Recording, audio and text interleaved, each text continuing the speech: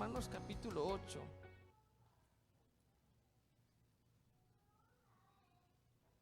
Romanos capítulo 8. Vamos a leer desde los versículos 28 hasta el versículo 30. En Romanos capítulo 8. ¿Lo tiene? Y si no lo tiene aquí, en algunos momentos va a aparecer Romanos capítulo 8, desde el 28 hasta el 30. ¿Qué tal si lo leemos todos juntos? Es un texto corto. Romanos 8, versículos 28 al 30.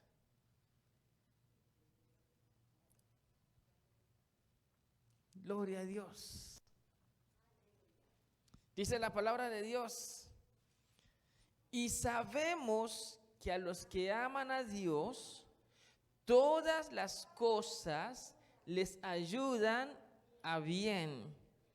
Esto es, a los que conforme a su propósito son llamados. Porque a los que antes conoció, también los predestinó para que fuesen hechos conforme a la imagen de su Hijo, para que Él sea el primogénito entre muchos hermanos.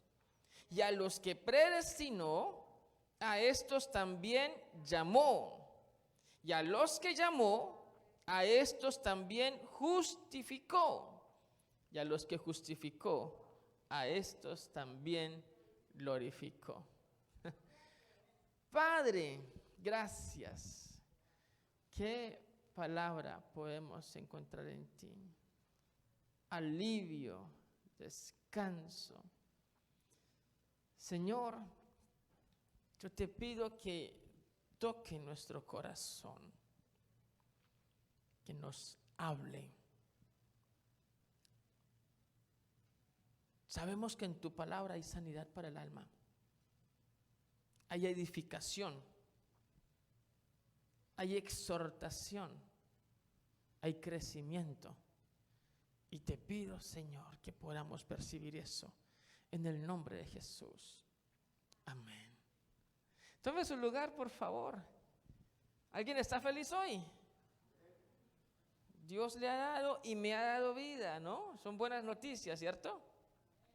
Déjeme leerle el mismo texto, pero en una versión diferente. ¿Qué le parece? La versión que le voy a leer es la Castilian, versión Castilian NT. Dice así, póngame atención, es el mismo texto. Dice: sabemos también que a quienes aman a Dios y responden a su llamamiento para entrar a formar parte de su plan, todo cuanto pueda sucederles redundará en su propio beneficio. Porque Dios los conoció desde el principio y de antemano los destinó a ser semejantes a su Hijo Jesucristo, a fin de que Él sea el mayor entre todos los hermanos. Y a los que de antemano destinó, también los llamó. Y a los que llamó, los declaró justos. Y los que declaró justos están incluidos en su glorioso plan de salvación. ¿Qué le parece esa versión? A mí me gusta comparar versiones, porque hay textos que, dependiendo de la forma como lo lean, pueden terminar confusos. O dependiendo de la interpretación que a usted le brinden, pueden terminar confusos. Este texto para algunas personas es maravilloso y para otros, como le insisto, dependiendo de la manera como lo interpreten, les puede generar tristeza. No sé si usted ha escuchado a personas que hablan acerca de la predestinación. ¿Se ha escuchado? Y entonces dicen algunas personas que Dios, desde antes de la fundación del mundo, eligió a los que habrían de ser salvos y los que no, aunque se paren en las pestañas, no van a ser salvos. Y entonces yo me he encontrado con personas un poco angustiadas que me hablan y me preguntan, ¿y yo cómo sé si el Señor me eligió para ser salvo? ¿Y yo cómo sé, cómo hago para saber si fue elegido para salvación o para condenación? Y me toca decirles, espera, es que eso no es lo que está diciendo la Biblia. Y un texto como este, donde uno lee el versículo 29, los que antes conoció también los predestinó.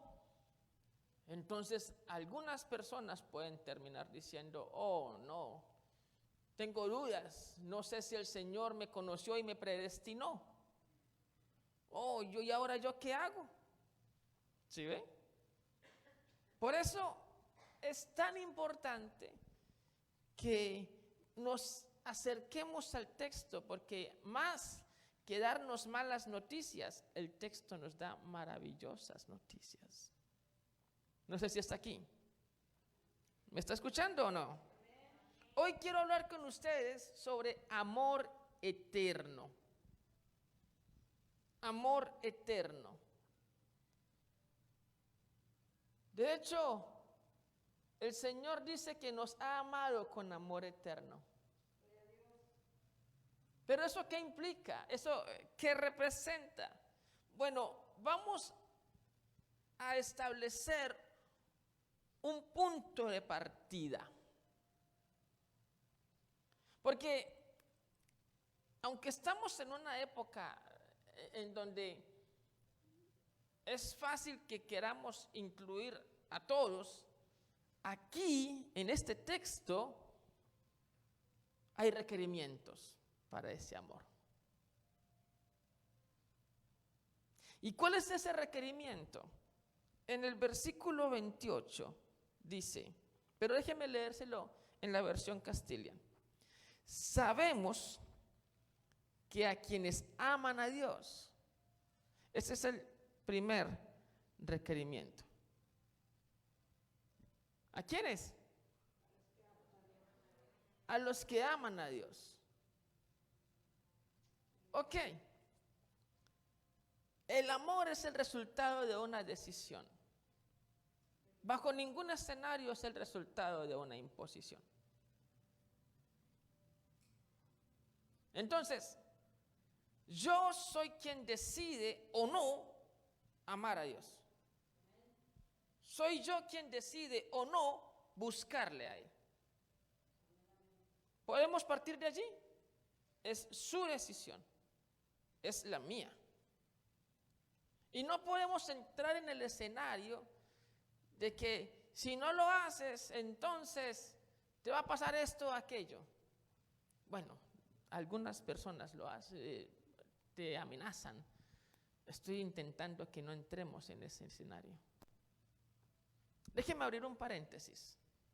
Ayer, en el evangelismo, la evangelización en el parque, hablaba con un hombre, se le notaba solitario, estaba sentado en la banca de concreto, y en el diálogo él alcanzó a decirme, yo no sé por qué algunos cristianos se creen dueños del cielo. Y luego me expresaba, yo conocí a una señora que eso me decía cada rato que yo me iba a ir para el infierno, que yo era un demonio y que me iba a condenar y que iba a arder en el fuego. ¿Y esa señora quién es? Me decía para decir que me va a pasar todo eso. Y yo entiendo ese sentimiento en muchos de nosotros los creyentes. De hecho, procuré ilustrárselo al Señor. ¿Alguien aquí es hincha o aficionado al fútbol? ¿Alguien o no? No me digan que yo soy el único aficionado al fútbol acá. Ah, Giovanni, no me dejaste solo, gracias. ¿El hermano Alfredo no le gusta el fútbol? Ya no. Eso era cuando, antes de ser redimido. Aleluya. ¿Alguien aquí le gusta la selección de México o no? Poquito. No sé si usted ha notado que cualquier equipo, no solamente la selección de México, cualquier equipo tiene aficionados normales, ¿cierto? Se ponen la camiseta, sí, vamos, pero hay otros aficionados un poco más violentos y apasionados, ¿o no? ¿Se ha notado? Y eso hasta le dejan de hablar a la novia si la novia se pone una camiseta diferente. ¿Se ha visto o no? Ok. Esas personas aman a su equipo y por la pasión que sienten por su equipo, ¿cierto? Pues hacen una defensa, bien o mal, pero defienden a su equipo. El asunto interesante es que así hay muchos creyentes. Por la pasión que sentimos hacia la fe que profesamos, entonces queremos defenderla, solo que algunos no lo hacen de la mejor manera. Entonces van y buscan a la persona y dicen, usted va a arder en la quinta paila del infierno si no se arrepiente. Estoy intentando que como iglesia descubramos que el miedo no es el mejor medio para llevar a alguien a Cristo. La mejor forma para llevar a alguien a Cristo es logrando despertar en ella convicción de necesidad, porque todos necesitamos de Dios. Lograr despertar en la otra persona sensación de necesidad de Dios o de vacío, porque todos tenemos un vacío de Dios. Es que fuimos creados para adorar, ¿sabe? Y cuando no adoramos, algo aquí pierde sentido. Y la gente aquí adentro, muy en lo profundo de su ser, lo sabe. Quizás lo nieguen, quizás pataleen, quizás renieguen, pero la gente aquí sabe que necesita de Dios. Solo requieren que alguien con amor les haga caer en cuenta de eso. No sé si me sigue. Entonces, en ese punto, la idea es que logremos entender que la decisión de amar a Dios parte de usted y parte de mí. ¿Correcto? Ahora, el Señor aquí está diciendo a través del apóstol Pablo, y sigo leyendo la versión Castilian, a los que aman a Dios y responden a su llamado para entrar a ser parte de su plan. Otra vez podemos encontrarnos con que esto depende de una decisión que usted o yo tomemos. La decisión es, ¿decido reconocer que necesito a Dios? ¿Decido responder a su plan para conmigo o no? Ahora, el texto dice, todo les ayuda a bien. ¿A quiénes? Volvamos a especificarlo. A los que aman a Dios y deciden responder a su llamado. Entonces, hay tres cosas que nos arroja este texto así de lectura superficial. A los que aman a Dios, primero, deciden responder a su llamado, segundo, todo les ayuda a bien. La semana pasada hablábamos que esto tendría que despertarnos esperanza a nosotros. ¿Por qué? Porque suceda lo que suceda, si usted ha decidido amar a Dios y responder a su llamado, todo lo que acontezca con su vida lleva un plan de parte de Dios para su crecimiento, para su perfeccionamiento. Y todo lo que acontezca con su vida incluye los conflictos que a veces no entendemos. Te despidieron del trabajo, por ejemplo. O estás enfrentando una crisis complicada. O alguien en casa está enfermo y quizás de gravedad.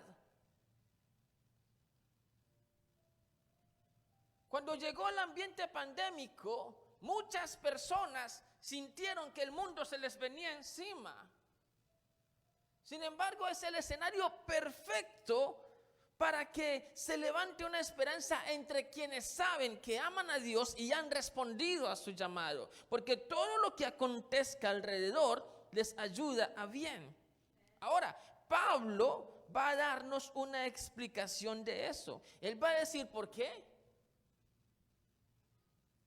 Por eso usted encuentra que el versículo 29 inicia con la expresión porque. ¿Sí lo nota o no? Versículo 29 dice, porque a los que antes conoció. Entonces ese porque responde a una pregunta. ¿Y cuál es la pregunta?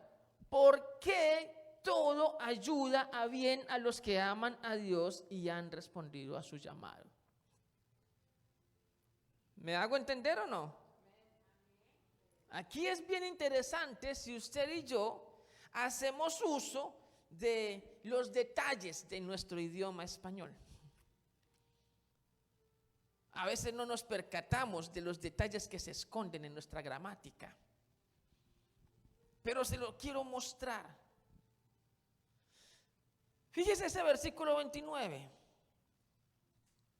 Volvamos sobre lo que le acabo de decir. Pablo está respondiendo a una pregunta, ¿correcto? Y volvamos a repetir cuál es la pregunta. ¿Por qué todo ayuda a bien a los que aman a Dios? Esa es la pregunta, ¿cierto? ¿Por qué a los que aman a Dios y han decidido aceptar su plan en su vida, por qué todo les va a ayudar a bien? ¿Me sigue? ¿Esa pregunta me sirve en algún momento? Por supuesto que me sirve. Esa pregunta me sirve, por ejemplo, cuando llegue algo que yo no espero y que es claramente negativo. Cuando recibes una llamada inesperada con una mala noticia. Cuando te llama tu jefe y te da una mala noticia. Cuando miras la cuenta del banco y tienes malas noticias. Cuando te llama el dueño de la casa y te pide la casa. Cuando te llaman de un hospital. O cuando alguien que tú amas te llama y te dice que está enfermo o que estás en una situación difícil. Cuando alguien en otro país que tú amas está atravesando una situación difícil y no tienes forma de ayudarlo. Entonces en ese momento, esa pregunta cobra mucha esencia y mucho sentido. ¿Por qué debo esperar que todo esto lleve hacia mi bien? ¿Por qué debo creer que esta situación tan difícil, a la que ni siquiera le estoy viendo solución, termine beneficiándome? ¿Por qué? Bueno, aquí viene la respuesta de Pablo. Y es una respuesta que vale la pena considerar. Él está diciendo, porque a los que antes conoció, también los predestinó para que fuesen hechos conforme a la imagen de su Hijo. Se lo voy a leer en la otra versión. Porque Dios los conoció desde el principio. Quizás este es un punto confuso. Porque muchas personas están pensando que Dios a unos escogió para que le amen y a otros escogió para que no le amen. Y a los que Él escogió para que le amen, estos les va a ir bien y a estos les va a ir mal. Y entonces alguno está diciendo, Dios mío, ¿yo en qué grupo estoy? Pero no es eso lo que me está diciendo el texto. El texto parte de una decisión que cada quien toma. ¿Cuál es la decisión? ¿Decides amar o no amar a Dios? Luego Pablo está diciendo que Dios sabe qué decisión tomaste o vas a tomar. Es distinto que yo te diga que Dios tomó la decisión por ti, a que yo te diga que Dios sabe qué decisión tomaste. ¿Me sigue o no? Desde antes de la fundación del mundo, Dios sabe qué decisión tomaste. Ese es el punto que genera conflicto. ¿Cómo puede ser que hablemos desde antes de la fundación del mundo? Ya de ahí nuestra mente ya se queda como que error. O sea, no entiendo. Yo no existía antes de la fundación del mundo. ¿Cómo así que desde antes de la fundación del mundo ya Dios sabía qué decisión voy a tomar? Entonces ya todo está predestinado. La confusión tiene sentido si yo considero esto desde mi manera de entender el tiempo. ¿Sabe que la Biblia hace distinción entre el tiempo en el que se mueve el hombre y el tiempo en el que se mueve Dios? ¿Sí sabía? El tiempo en el que se mueve Dios, la Biblia le da un nombre, lo llama Kairos. El tiempo en el que se mueve el hombre le puso un nombre, lo llama Cronos. ¿Y cuál es la diferencia entre el Cronos y el Kairos? Yo pienso que aquí pueden haber respuestas. Se lo he explicado en otros escenarios y se lo voy a volver a compartir. Cronos está caracterizado por el sol. Sí, lo que se demora la Tierra en dar una vuelta sobre sí misma respecto al sol es un día, ¿cierto o no? 24 horas.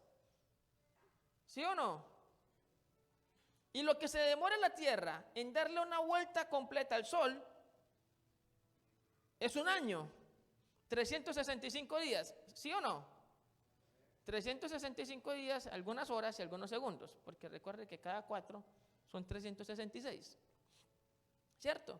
Luego, a partir de esas dos clasificaciones surgen los meses, surgen las semanas, surgen los días, las horas, los minutos, los segundos.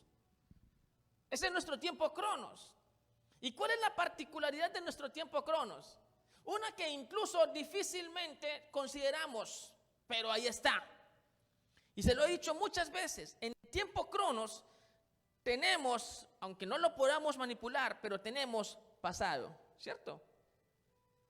Tenemos, aunque no lo podemos manipular, pero ahí está, futuro.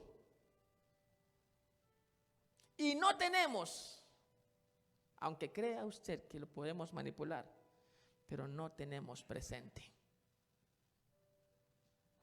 Porque si usted analiza, el próximo segundo que se avecina es futuro y el segundo que pasó es pasado.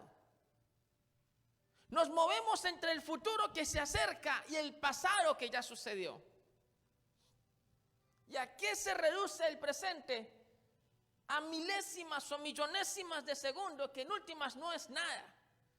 Porque justo aquello que creemos tener no lo tenemos, no tenemos presente. Si quiere una mejor palabra, tenemos el ahora, el aquí y el ahora, pero presente estrictamente hablando no lo tenemos. Suena hasta imposible de aceptar, pero resulta que ahí es donde se establece el maravilloso contraste entre el Cronos y el Kairos. Porque lo que yo no tengo, que es presente, es aquello en lo que Dios se mueve en el Kairos. Dios es eterno presente. ¿Usted me está escuchando? Dios es eterno presente.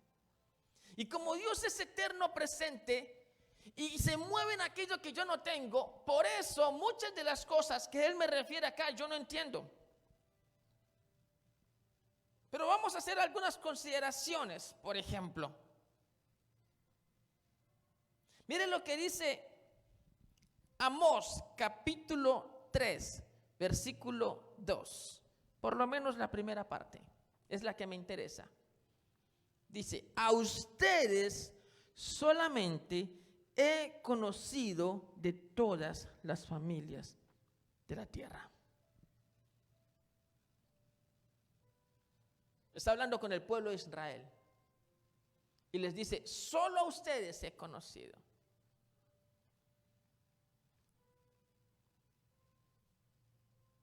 Entonces volvamos a aquello de la gramática española. Porque aquí intencionalmente no dice, solo a ustedes conocí. El verbo no se está ejecutando en pasado.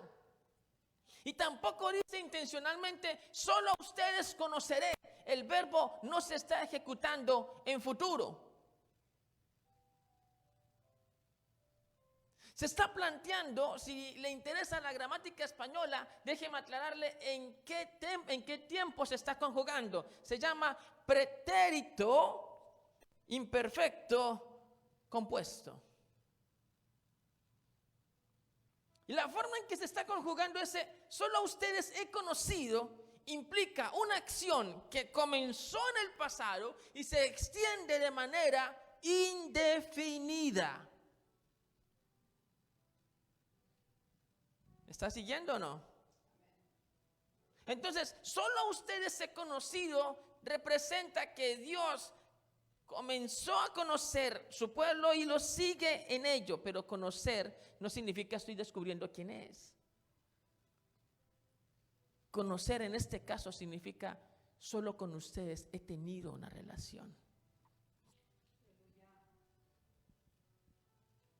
¿Me siguen? Ahora, si miramos en la misma línea, hay otros textos. Por ejemplo, 2 de Timoteo, capítulo 2, versículo 19. 2 de Timoteo 2, 19 dice, pero el fundamento de Dios está firme, teniendo este sello. Fíjese, conoce el Señor a los que son suyos. Y aquí sí está hablando en presente. Conoce el Señor a los que son suyos. Pero no encuentra usted ni pasado ni futuro. No encuentra usted la conjugación perfecta. Conoció el Señor a los que son suyos. Ni conocerá el Señor a los que son suyos. Lo está diciendo en presente. Conoce el Señor a los que son suyos. Y si buscamos un texto que también habla acerca de que Dios nos conoce, es decir, tiene vínculo con nosotros, usted encuentra Juan capítulo 10, versículo 14. Soy el buen pastor y conozco a mis ovejas. Y otra vez, intencionalmente usted encuentra, y aquí hay una referencia mucho más interesante. Porque aquí Jesús está utilizando un pronombre, yo soy. Y no lo está utilizando conjugado ni en pasado ni en futuro.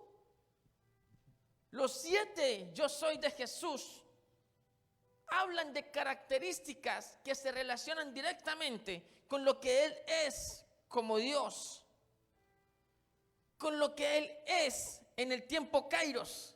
Y en este caso está diciendo yo soy. Mire, no dice yo fui, ni dice yo seré. Dice yo soy, presente.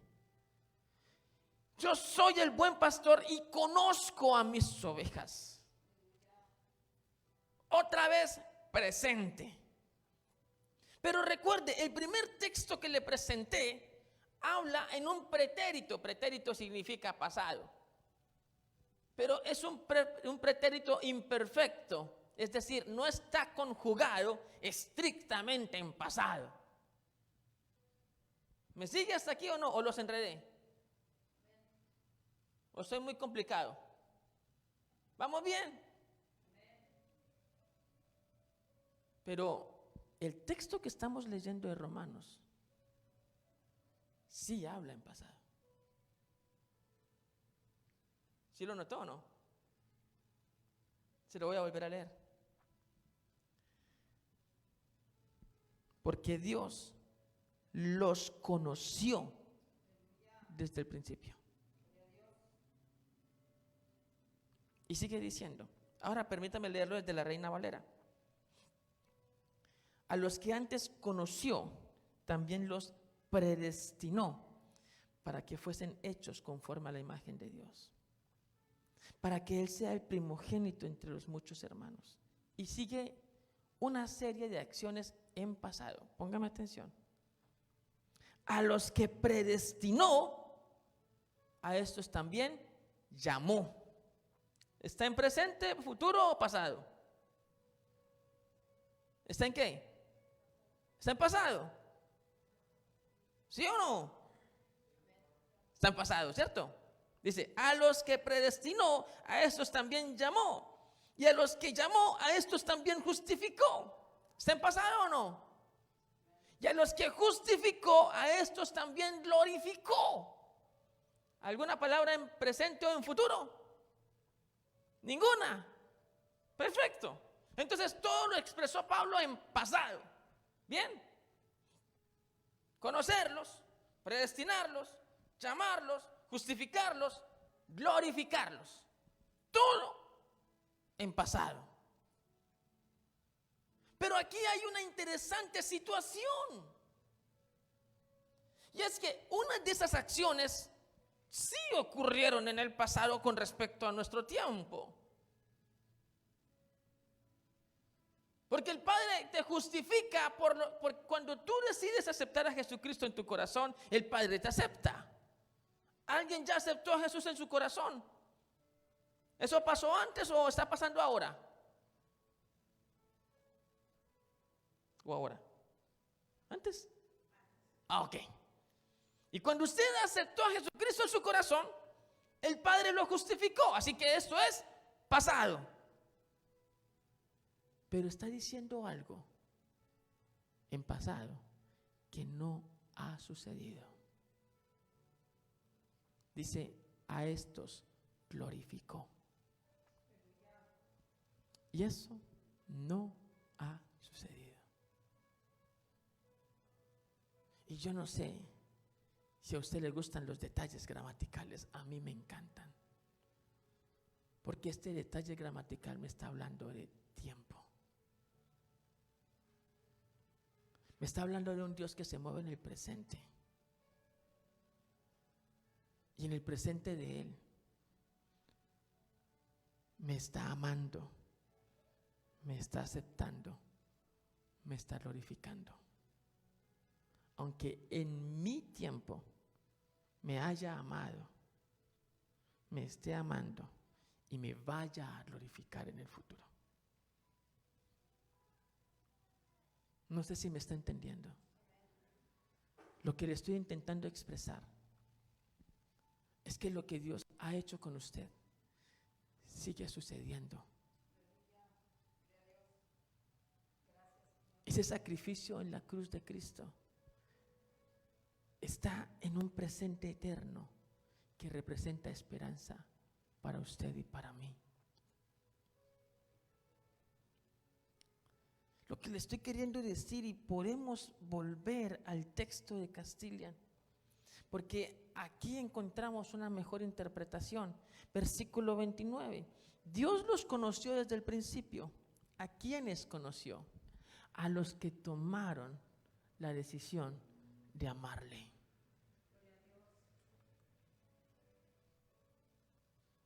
Usted no había nacido y Dios ya sabía que Alfonso tomaría la decisión de amarle. Usted no había nacido y Dios ya sabía que Gloria tomaría la decisión de amarle. Dios ya sabía que cada una de las personas que están aquí sentadas querían amarlo, querrían seguirlo. Y entonces dice el texto, a los que también, porque Dios los conoció desde el principio y de antemano los destinó a ser semejantes a su Hijo. Entonces Dios dijo, todo el que decida amar a mi Hijo, yo decido aceptarlo. Y entonces usted puede decir ahora, pero yo cometo muchos errores. Pero yo me equivoco mucho. Y el Señor te está diciendo en este texto que desde antes de la fundación del mundo, Él decidió aceptarte porque tú ibas a tomar la decisión de amar a su Hijo. Él decidió aceptarte pese a que te equivocas, pese a que dudas.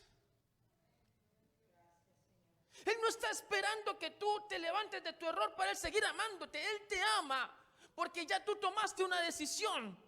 Y es amarle. Es que yo puedo tomar la decisión de amar a mi esposa, ¿cierto? Y un día estar enojado y tener una discusión con ella. ¿Es un error o no discutir con mi esposa? Claro que es un error. ¿Eso quita que tomé la decisión de amarle? No.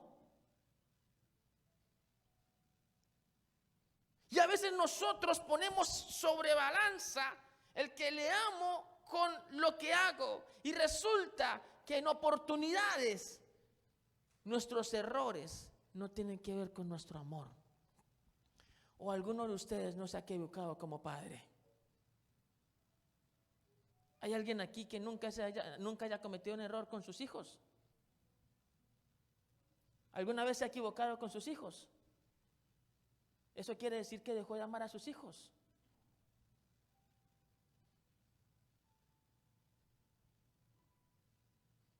Pero sus hijos saben que usted le ama, porque esa decisión ya usted la tomó. ¿Sí me está escuchando? Entonces, estamos frente a un escenario en donde Dios sabe quién tomó la decisión de amarle. Y Dios desde antes de la fundación del mundo decidió que esa persona que decidió amarle sería destinada a ser semejante a su Hijo. Y luego dice, y a los que de antemano destinó, ¿sí?, a estos, dice Pablo, a los que, sí, también a estos llamó. ¿Usted sabe por qué Dios lo llamó? Dios no lo llamó porque de antemano Él dijo, voy a llamar a estos y a estos no. Dios lo llamó porque usted tomó la decisión de amarle. Él sabía desde antes de la fundación del mundo que usted tomaría esa decisión. Y desde antes de la fundación del mundo Dios dijo, lo voy a llamar porque Él va a decidir amarme. No sé si me entiende, es enredado. Yo mismo acepto que esto es enredado. Pero intento decirle que la decisión de Dios de amarle no se fundamenta en que Él un día se levantó rascándose la cabeza a decir, a ver, voy a crear a unos muñecos para condenarlos y a otros muñecos para salvarlos. No, así no funciona. La decisión de Dios de aceptarte se basa en que tú también decidiste aceptarlo. La decisión de Dios de amarte se basa en que usted también quiere amarle. Alguien me dirá, entonces Dios no ama a los que no le aman. Sí, claro. Pero usted y yo somos quienes decidimos aceptar o rechazar su propósito en nuestra vida. Dios no te va a imponer nada, ¿sabes? Y no te va a imponer un propósito que Él tiene para ti, aunque Él sepa qué decisión vas a tomar. Dios ya sabe qué decisión vas a tomar. Pero ahora usted necesita también saberlo. Usted está decidido a confiar en Dios, pase lo que pase. Porque sigue diciendo Pablo, a los que de antemano destinó, también los llamó. Y a los que llamó los declaró justos. Y a los que declaró justos están incluidos en su glorioso plan de salvación.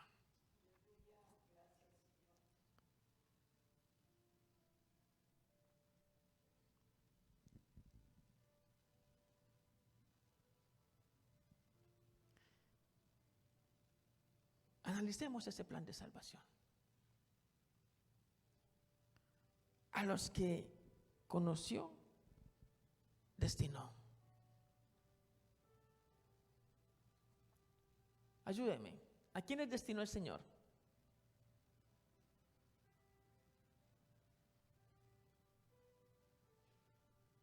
¿No me ayuda? A los que decidieron amarle. ¿A qué los destinó el Señor? Entonces viene el texto. A los que destinó, les dio una vocación o un propósito. El Señor te elige y te da un propósito. Y es justo esa la decisión que va a marcar un punto trascendental aquí.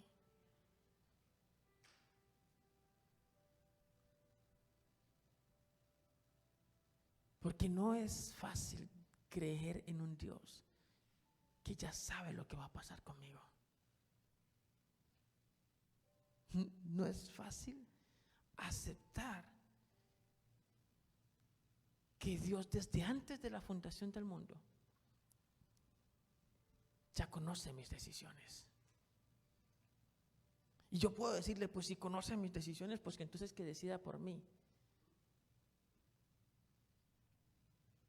Pero no es lo que Dios va a hacer.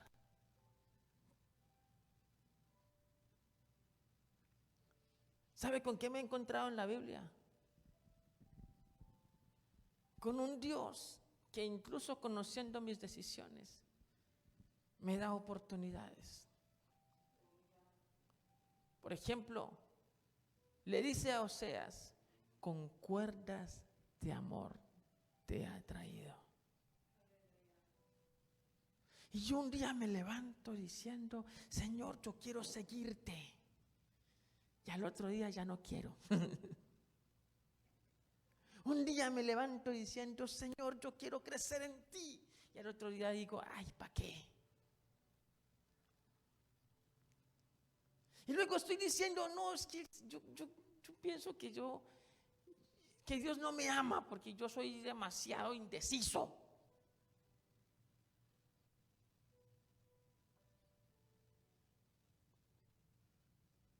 Pero yo no veo un Dios que deja de amarte por esto.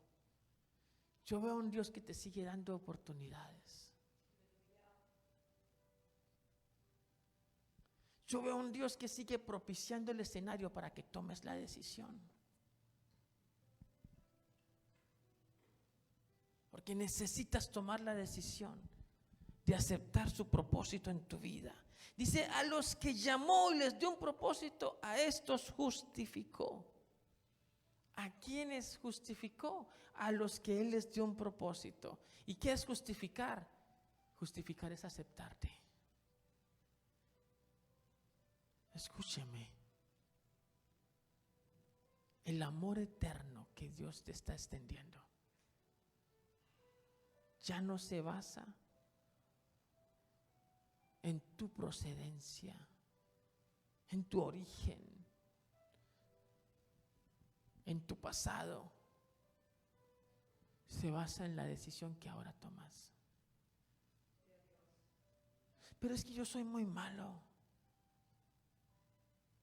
Ahí sigue la misericordia de Cristo rodeándote. Porque no se basa en quién has sido, se basa en quién decides confiar. El amor eterno del Señor se extiende hacia el futuro. Dice, los que justificó, ahora estas personas están incluidas en el plan de salvación. Es decir, han sido glorificadas por el Señor. ¿Qué tal si cierra sus párpados un momento?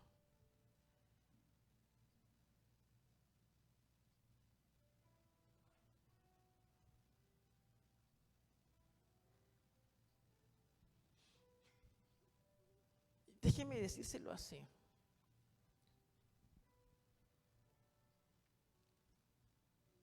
No estamos frente a un Dios que impone su amor a nadie.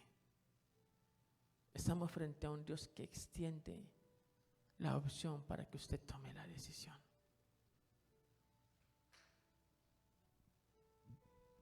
A veces nosotros percibimos cosas, ¿no se ha dado cuenta?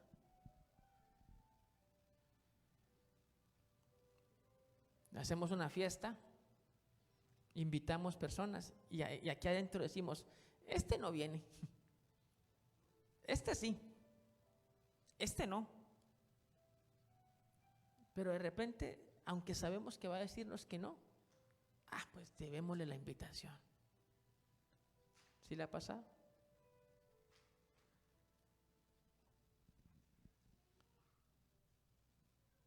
Dios sabe qué decisión tomas, pero sigue tocando tu puerta.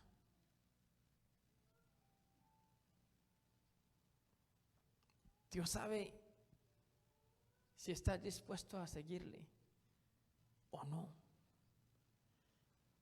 Y sigue allí.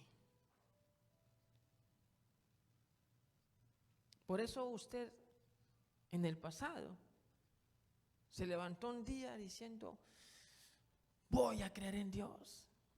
Y quizás una semana después ya no estaba creyendo en Dios. Y pese a ello, todavía seguía experimentando su ambiente de gracia. Porque te sigue dando oportunidades para que confíes en Él. Recuerde, lo que Romanos 8:28 plantea es para los que aman a Dios. Es para los que han aceptado su propósito en su vida. Lo que Romanos 8:28 dice, de que todo les ayuda bien, es para quien ha decidido dar un paso de confianza. No hay imposición, pero Dios está esperando que usted tome una decisión. Y es el tiempo de decirle a Él, aquí estoy. ¿Alguien quiere cerrar sus párpados y decirle, aquí estoy, Señor?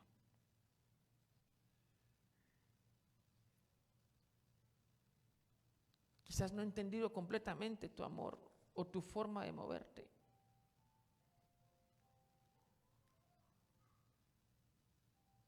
Quizás no he entendido que no es que tú seas adivino, es que te mueves en un tiempo donde todo está sucediendo.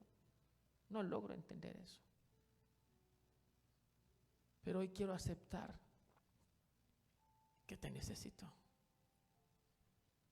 Hoy quiero aceptar que necesito a Jesucristo en mi vida.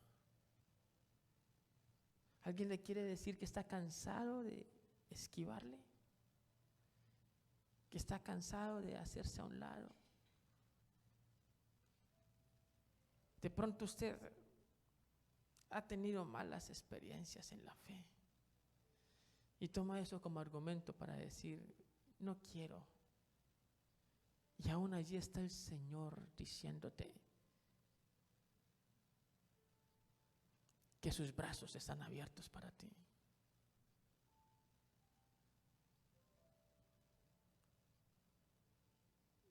Viene la parte que no es tan agradable escuchar, pero se la tengo que decir. Va a llegar un día en el que sus brazos ya no van a estar abiertos. Va a llegar un día en el que usted esté frente a frente a la presencia de Dios y entenderá cuál fue su decisión.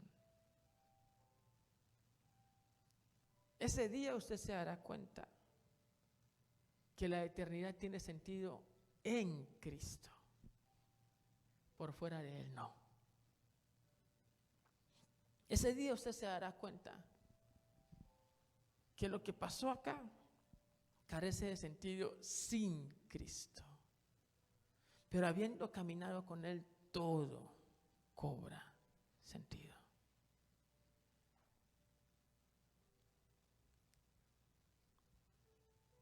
¿Alguien le quiere decir al Señor allí sentado? Quiero renovar mi relación contigo. ¿Alguien quiere expresarle al Señor allá en casa donde está? Quiero confiar plenamente